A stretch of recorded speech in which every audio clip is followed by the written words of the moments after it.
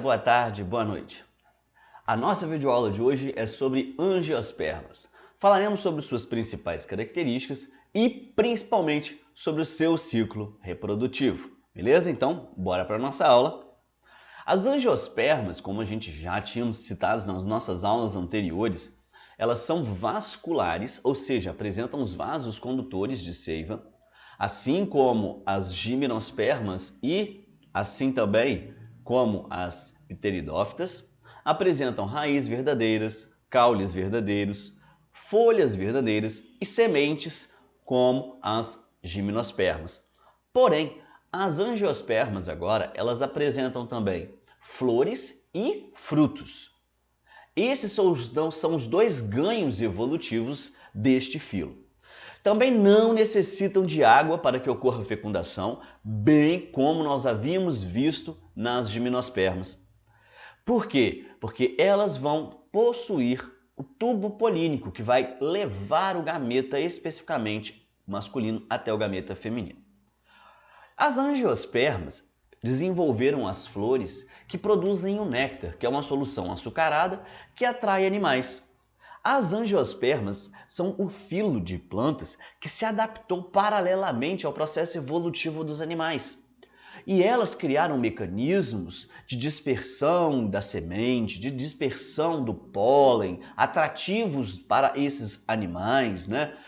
Borboletas, abelhas, pássaros de modo geral, né? Beija-flores, entre outros, morcegos, que vão até as flores, especificamente no caso das flores, para buscar o néctar e acabam ajudando no processo de polinização.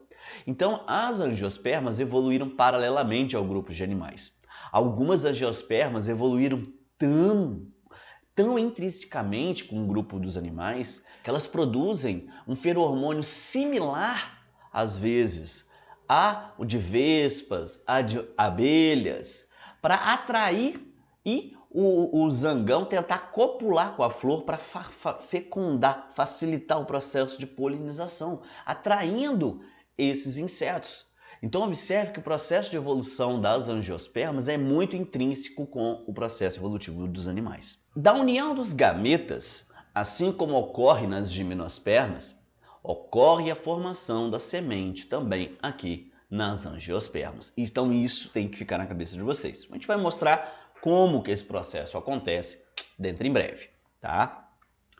Após a fecundação, que formou a semente da união dos gametas, o ovário que está protegendo agora essa semente, ele também se desenvolve e ele acaba formando o fruto.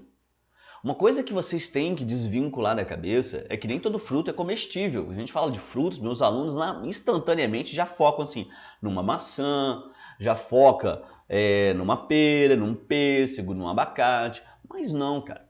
Vocês têm que entender que nem todo fruto ele é comestível, nem todo fruto tem uma aparência tão característica de fruto, tá? Mais para frente nós vamos abordar esses conceitos, beleza? É o grupo vegetal mais recente e abundante na Terra, como eu já tinha falado, eles evoluíram juntamente com o grupo dos animais e no processo de dispersão agora da semente, essas angiospermas acabaram por desenvolver frutos. Esses frutos, muitas vezes açucarados, ricos em glicose e frutose, atraem animais, que servem como mecanismo de dispersão da semente. As angiospermas, elas são divididas em dois grupos: as monocotiledôneas e as dicotiledôneas. São dois grupos principais dentro das angiospermas. E nós vamos ter uma aula, uma videoaula, depois a gente vai colocar o link aqui, só sobre monocotiledôneas, dicotiledôneas, explicando essa diferença entre os dois grupos. Hoje a gente vai fazer uma aula bem mais generalista, beleza? Como a gente já havia falado no início dessa videoaula, as angiospermas, elas apresentam raízes verdadeiras, caules verdadeiros, folhas verdadeiras. E elas vão apresentar agora a presença de flores e também de frutos. Então essa é a anatomia básica de uma angiosperma, né? A presença de folhas, frutos, flores, caule e raiz. Vamos agora partir para a parte do ciclo reprodutivo dessas angiospermas. Quando a gente vai analisar um ciclo reprodutivo, a gente vai começar agora do esporófito 2N. Lembrando que a planta adulta, ela é o nosso esporófito 2N. Se você caiu de cima de um pé de manga, você caiu de cima de um esporófito 2N. Se você estava andando de bicicleta, olhou para o lado, bateu de frente com uma árvore, você bateu de frente com um esporófito 2N. Então, esta parte é o esporófito. Professor, meu filho, isso produz esporo? Vocês vão ver que as angiospermas, elas produzem sim esporos. É claro que são uma fase transitória para a produção dos gametas. Nós vamos dar esse enfoque agora. Então, prestando atenção, nós temos aqui a flor. Essa flor que está sendo representada aqui é uma flor composta, é uma flor completa. Ela é tanto feminina quanto masculina. Esta parte aqui que vocês veem aqui em verdinho é o gineceu, que é a parte feminina, tá? E aqui você tem o androceu, que é a parte masculina. Com relação aos nomes, as distinções, a anatomia da flor propriamente dita, eu vou deixar o link aqui para uma aula que a gente só está descrevendo a anatomia das flores das angiospermas. Agora a gente vai focar no ciclo reprodutivo. Foca na estrutura feminina, foca na estrutura masculina e nós vamos entender como ocorre a reprodução nesse grupo. Então você tem aqui o ovário e a antera, que são as estruturas onde você vai ter os gametas propriamente dito.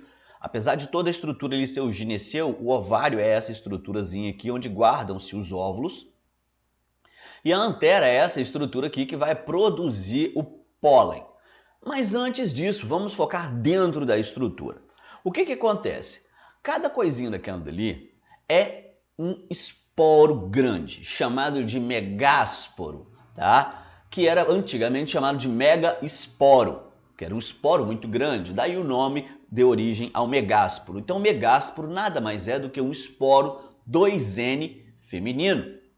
Em contrapartida, lá dentro da antera, nós temos os micrósporos, que são esporos menores, masculinos. Por isso eles são chamados de esporos masculinos e são 2N, porque estão dentro do esporófito como um todo, que é a planta. Então, tanto o megásporo quanto o micrósporo são os esporos das angiospermas. Eles vão aparecer simplesmente numa fase transitória da flor. Tá? E qual que é essa fase transitória? Entre ser o megásporo e virar um óvulo propriamente dito. Entre ser o micrósporo e virar o pólen propriamente dito. Então, vamos agora focar no megásporo. Então, você tem aqui o megásporo, está aqui, tá? E aqui o micrósporo masculino. Através de processos de meiose e sucessivas mitoses, o megásporo vira o gametófito feminino, que é essa estrutura toda, formada por dois núcleos polares principais e a oosfera, então sofre meiose e depois mitoses para produzir o megagametófito. Ah, professor, é megagametófito? É gametófito feminino? É a mesma coisa. O megagametófito é o gametófito feminino das angiospermas. O microgametófito é o gametófito masculino das angiospermas. É só para dar mais nome, o povo adora dar nome para as coisas, tá? Mas é o gametófito feminino.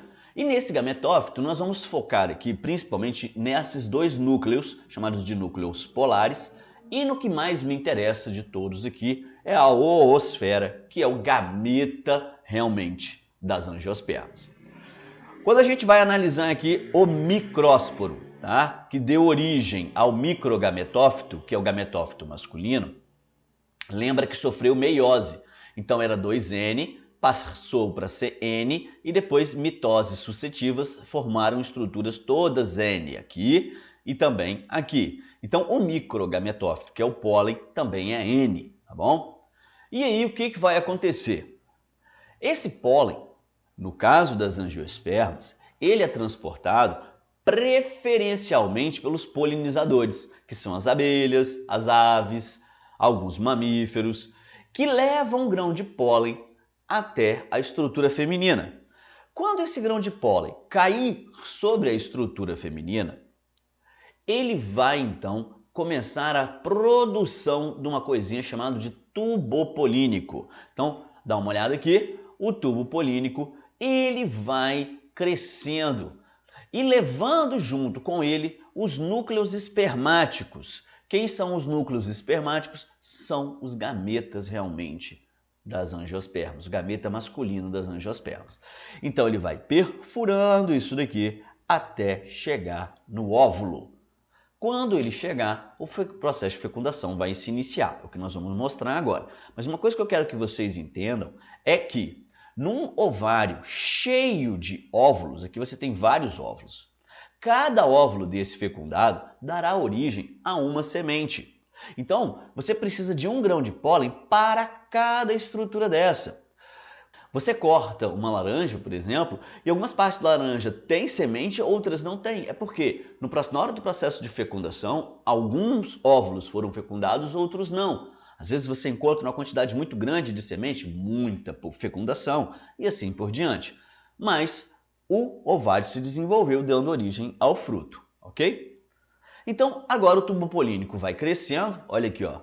O tubo polínico ele foi crescendo, crescendo, crescendo e veio descendo até encontrar aqui o ovário.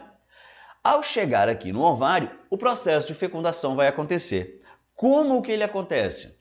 Aqui o tubo polínico chegou. Ao chegar aqui no ovário, os núcleos espermáticos vão se fundir. Como que funciona esse processo de fusão? Vai funcionar da seguinte forma. Como eu falei, o tubo polínico e os núcleos espermáticos e os núcleos espermáticos, que são os masculinos, e os núcleos polares, e aqui só para destacar aqui também, para não deixar esquecido, a oosfera. Então o que vai acontecer? Esses núcleos espermáticos são 2. Eles servem para fecundar a oosfera e também para se ligar aos núcleos polares. Quando o núcleo espermático se ligar ao núcleo polar, vão formar uma estrutura triploide, ou seja, 3N.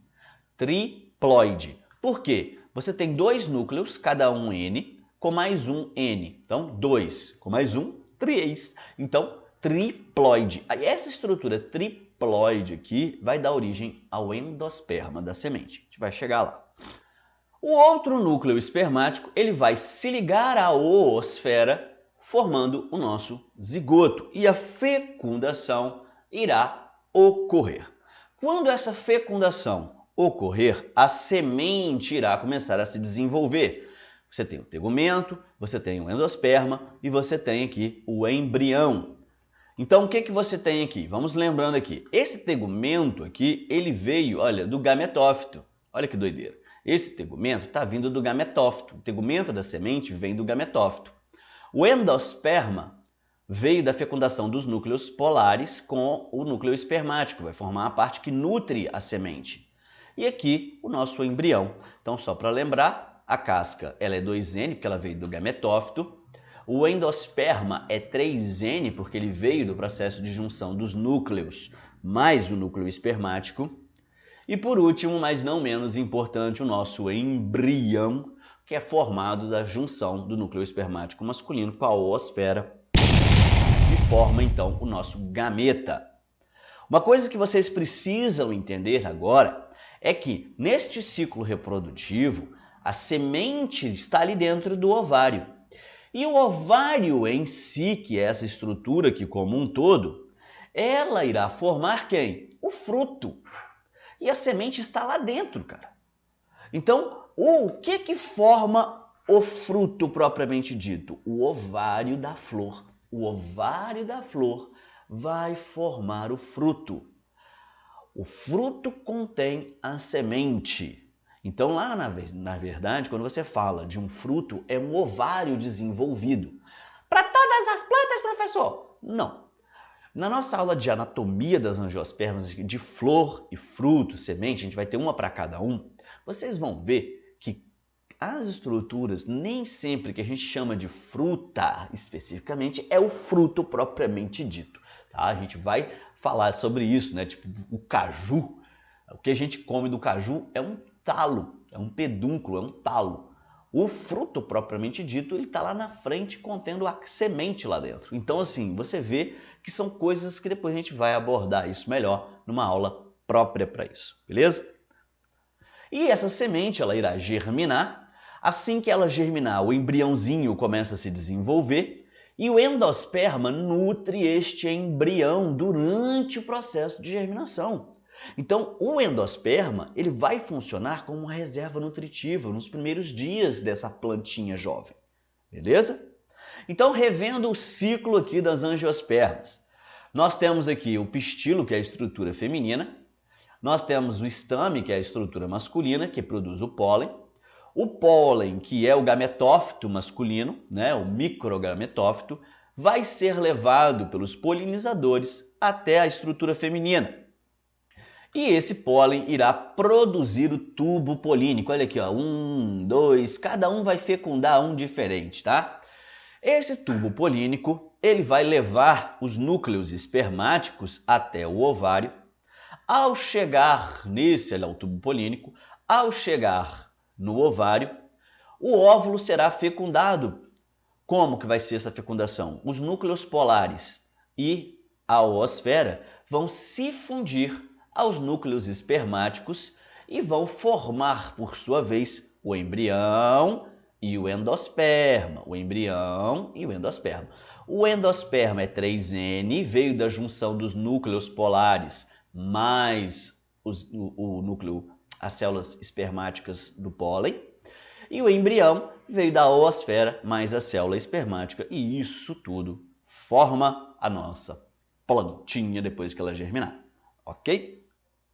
Fazendo uma comparação entre as gimnospermas e as angiospermas. Então, olha lá.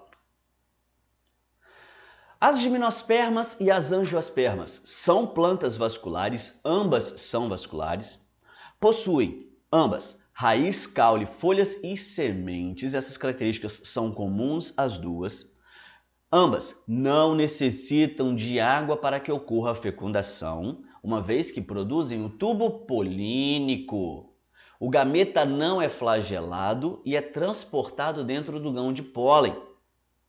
Da união dos gametas, nós vamos ter a formação da semente, tanto nas gimnospermas quanto nas angiospermas. A estrutura reprodutora, agora muda, hein? No caso das gimnospermas, é quem? O estróbilo, que nós já vimos na nossa aula passada. Se vocês estão com dúvida, vou deixar o card aqui e vocês, por favor, voltem nas aulas de gimnosperma para poder relembrar. Já na angiosperma, como nós falamos hoje, a estrutura é a flor. Os gametas nas gimnospermas são produzidos nos estróbilos, a gente tem um estróbilo masculino e um feminino, em contrapartida que nas angiospermas são produzidos nas flores. Algumas flores são compostas, tendo, a parte masculina e feminina junta, hermafroditas, e outras são dioicas, separados. Cada uma flor, cada uma planta, às vezes, tem uma flor masculina, uma flor feminina. Os estróbilos não atraem animais polinizadores, por isso são transportados pelo vento nas gimnospermas. E nas angiospermas, como eu falei, elas evoluíram paralelamente aos animais e, com isso, elas criaram mecanismos de atração desses animais e, com isso, ajudam na polinização. Nas gimnospermas, o estróbilo não é flor, tá? O estróbilo não possui ovário, portanto, não produzem frutos. A semente, a gente fala que ela é nua. Em contrapartida, nas gimnospermas, temos flores que possuem ovários após a fecundação, que vão se transformar em frutos, como nós abordamos anteriormente. Beleza? Então, novamente, no nosso cladograma evolutivo das relações filogenéticas das plantas, lembrando que as algas verdes, com a aquisição de um embrião retido dentro do gametófito feminino, a presença de uma cutícula impermeável, foram ganhos evolutivos que formaram as briófitas. O ganho evolutivo da presença de vasos condutores de seiva formaram as pteridófitas. O ganho evolutivo das sementes formaram as gimnospermas, e o ganho evolutivo de flores e frutos acabaram dando origem às angiospermas. Tanto as gimnospermas quanto as angiospermas são espermatófitas, ou seja, plantas que produzem sementes. As pteridófitas, gimnospermas e angiospermas são traqueófitas, porque elas possuem vasos condutores, o que permite um tamanho maior para esse grupo. E as briófitas são embriófitas, assim como todas as outras. Por quê? Porque são aquelas plantas, as plantas possuem o embrião protegido dentro do gametófito feminino. E essa proteção faz delas embriófitas. Beleza? Sobre o ciclo de vida das angiospermas, seu ciclo reprodutivo e suas características principais, era isso que a gente tinha para tratar hoje. Tá? Espero que vocês tenham gostado deste vídeo. Se vocês gostaram, deixem o seu like, compartilhem o vídeo aí, se inscrevam no canal e ative as notificações para vocês não perderem mais nenhum vídeo da nossa aula, beleza? Eu encontro vocês no nosso próximo encontro. Valeu!